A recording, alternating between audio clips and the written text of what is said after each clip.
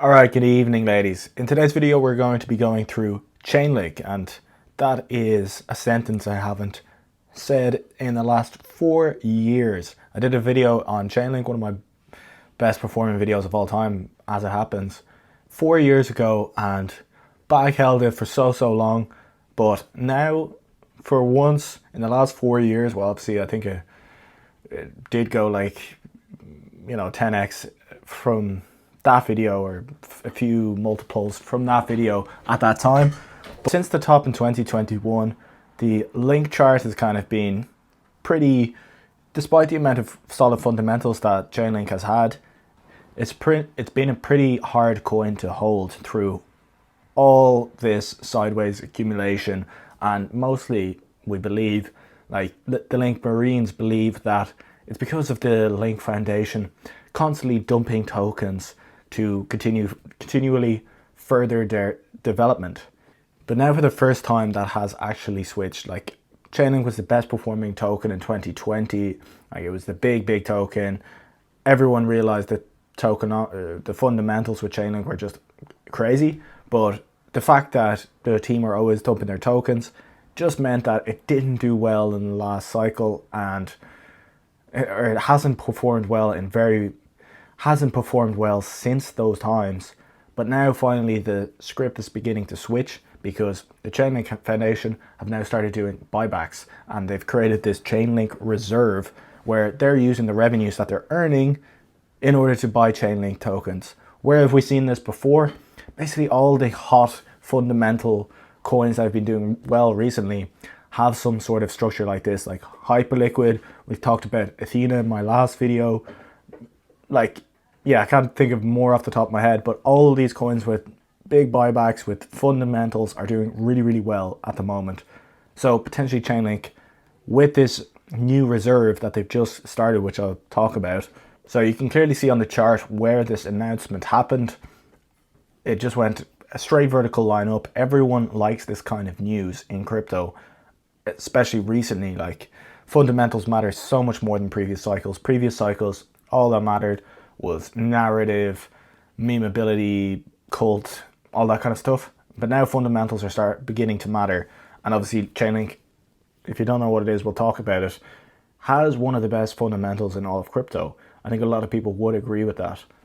And Chainlink, the chart has been a pretty rough hold, especially versus Bitcoin. But potentially now it's starting to switch. We saw it break these big resistance zones. Where would you cut it? Like, this idea is invalidated probably at the point of where the news broke about the reserve, which we'll talk about, which is at about $16 there. Now, what is Chainlink? If you don't know what Chainlink is, I'm going to briefly explain it to you. You can watch my previous video 4 years ago if you want a more in-depth. I've probably forgotten most of what I said, but one of the main things that Chainlink does is it's an oracle, basically allowing on-chain data, on-chain applications to access off-chain data. Or for, like, it's probably easier to use some examples. For example, Aave, the biggest DeFi lending platform in the world, uses Chainlink for the price oracles, so they know when to liquidate a loan.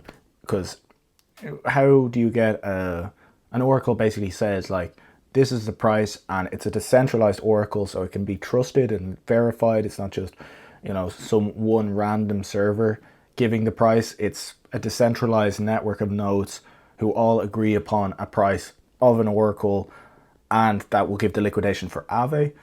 The other thing it does is CCIP. That's for, like, cross-chain. So basically, if you want to go on to create some sort of application, you can use Chainlink really easily to have that application work across all the different chains, and CCIP handles the messaging between those chains. Another product, so it originally just started as oracles, and actually do watch my original video and how important that is. But Chainlink have expanded out to do, like, proof of reserves. So for, like, real world assets, we know how big real world assets are. Proof of reserves will say, okay, the USDT actually has this much US dollar bonds backing it, stuff like that. That would be like real world assets, which are going to be huge.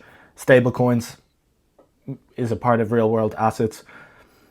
That would be proof of reserve, verifiable randomness functionality. I think it's VRF.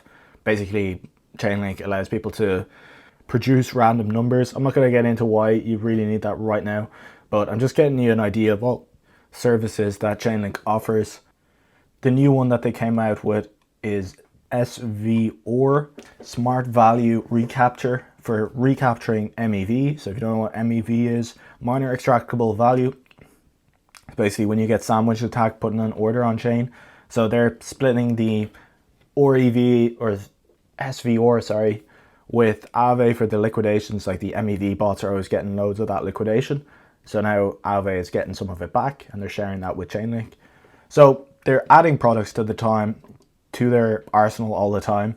Chainlink is, you can see how many integrations they have all throughout the Ethereum ecosystem in particular, but all throughout every single blockchain. The only blockchain where they're probably not the leader on is Solana, because I think Pyth is the main oracle on Solana. However, like Chainlink is just like, it's probably the most important project in crypto in certain, maybe like Ethereum is, but Chainlink is probably one of the most important products in crypto to let Ethereum work and let so many things actually work. It's because of Chainlink. So probably most people don't realize that. It's, you know, the way everyone says, well, not everyone, but like the retail crowd say like the bankers are going to use XRP, they're going to use Ripple. Well, the bankers actually do use Chainlink and they do use Link. And in order to use Chainlink services, they have to pay in Link.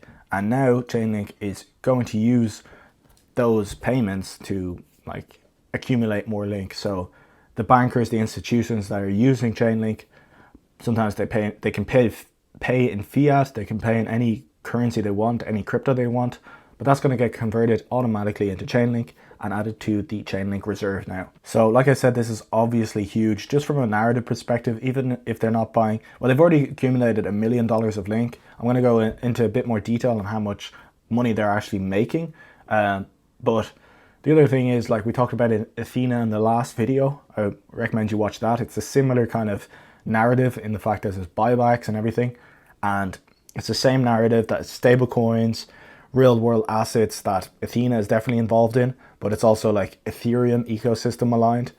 Chainlink, of course, as well is Ethereum ecosystem aligned, and the Ethereum crowd just got much richer from Ethereum doubling in the last few months. So, you know, maybe some of that can flow into Chainlink, or, you know, people will move further down the risk curve or realize that so many institutions are using Chainlink. The institutions might be like, whoa, Chainlink has partnerships with like everyone who's important in crypto, Donald Trump, like JP Morgan and TradFi, like they have all the integrations with TradFi. So, and obviously TradFi are buying up crypto like crazy, and this is potentially one of the coins that they would look at first, because it's probably one that they've heard of and used themselves, potentially. So I was talking about the Ripple analogy there. We have to remember Ripple is the most popular retail coin, has a market cap of 188 billion, and this is the coin that all the bankers are going to use, whereas Chainlink is actually the coin that all the bankers are going to use, and it's 14 billion. So, you know, less than or more than 10 times smaller. And the Link token actually has fundamental value. In order to use the Chainlink services, you have to pay in Link or else pay in a fiat or pay in some other currency, but that's going to now get converted into Chainlink and be put on the reserve, a certain proportion of that. On top of that, Chainlink like incentivizes the nodes in the Link token, and I guess just like governance and staking as well is like the Link token is used for. So let's talk about how much revenue Chainlink has actually generated from supplying these critical services in crypto. So over the course of Chainlink's history, they've generated hundreds of millions of dollars in revenue. Most of this is off-chain, so you can't verify it and it's not transparent.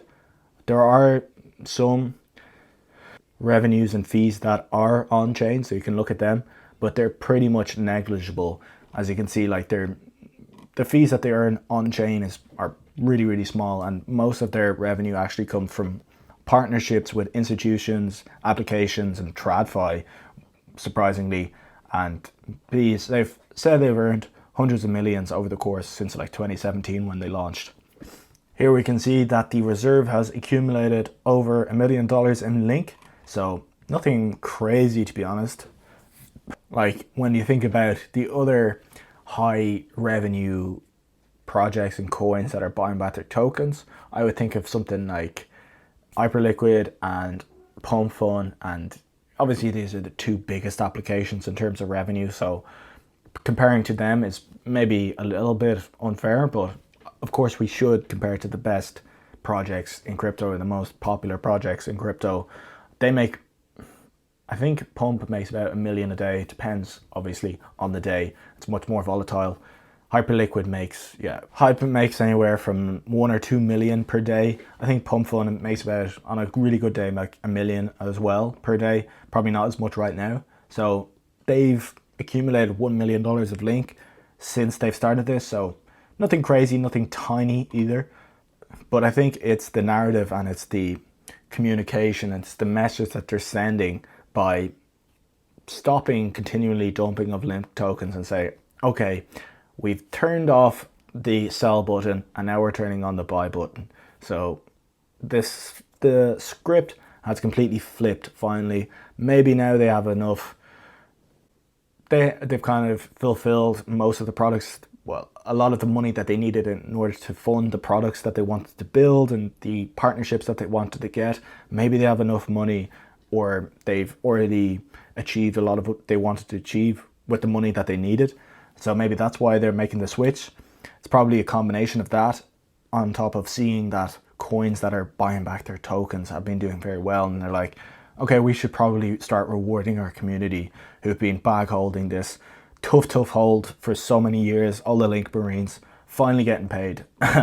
Despite the revenues not being absolutely mind-bogglingly huge, the total addressable market for Chainlink future revenues, because like tokenized real world assets, it's barely come on chain yet. Like it's literally nothing compared to where it can be and where it probably will become. Most of that is going to be backed by Chainlink, most likely, and stable coins are obviously in massive growth. So a lot of the sectors and DeFi, a lot of the sectors that Chainlink powers are still very much in their infancy, especially real world assets. And when you look at how big real world assets are going to become on crypto blockchains, you can see that there is a lot of potential for Chainlink to earn a lot of revenue down the line. And if they are actually using some of this revenue to buy back and create this strategic Link reserve that they said they're not going to, they're holding this in a smart contract, and they said they're not going to sell any for years to come. So it's burned for the next few years, but eventually they will sell it. So keep that in mind. Like that's very good on a short-term narrative, medium-term narrative basis, and also a long-term basis when all this money actually starts to flow in. Like here you can see the market share that Chainlink has in terms of oracles. It's like 69%, and it's like over, I think it's 84% in the Ethereum ecosystem. So it absolutely dominates when it comes to oracles because it's been around the longest, it's the most trusted. And the fact that they have this Oracle service and product, but they also have like cross-chain, the CCIP, they have the privacy preserving compute, automated compliance, legacy system connectivity. All of this you can just use to create your application and put it out onto every blockchain within, you can do that straight away, all using Chainlink services. Another bit of news that came out in the last few hours, they've partnered with ICE, which is the International Continental Exchange. So that's like one of the biggest TradFi companies in the world. And Chainlink keeps getting these kind of crazy partnerships, but never really has it had an impact on the price because people don't really care about Chainlink anymore. They don't like the fact that Chainlink can be dumping tokens, the foundation. But now potentially that narrative could switch and all these bullish integrations will actually be bullish for the token price. So to summarize, am I bullish on Chainlink in the short, medium and long term? Yes. Do I think it's the best way to express a bullish view on stablecoins, DeFi, tokenization? It's probably one of the better ones. I also like Athena, or like the Ethereum ecosystem. Obviously Ethereum's doing well right now. So we can look at some Ethereum beta plays. I think Athena is a really, really good one.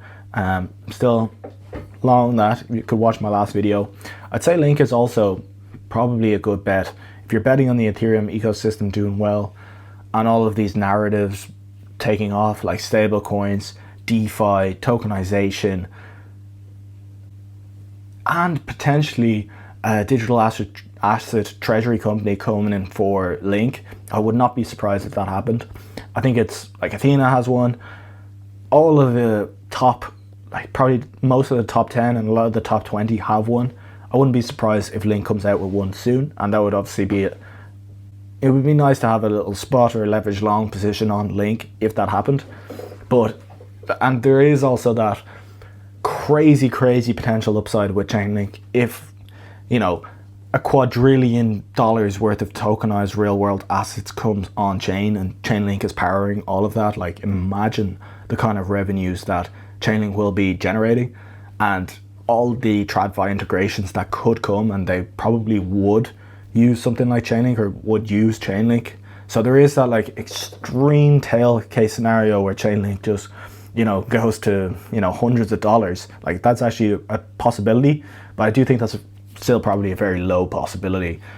So even let's just like not like think about that whatsoever. I do think short, medium and long term Chainlink is a decent hold. I'm not gonna be like this is the best coin ever like I used to think. I'm not gonna let it psyop me into bag holding again. But yeah, I do like this. I do think it's hitting a lot of the narratives, and I really like the fee switch from selling to buying. Of course, that's just like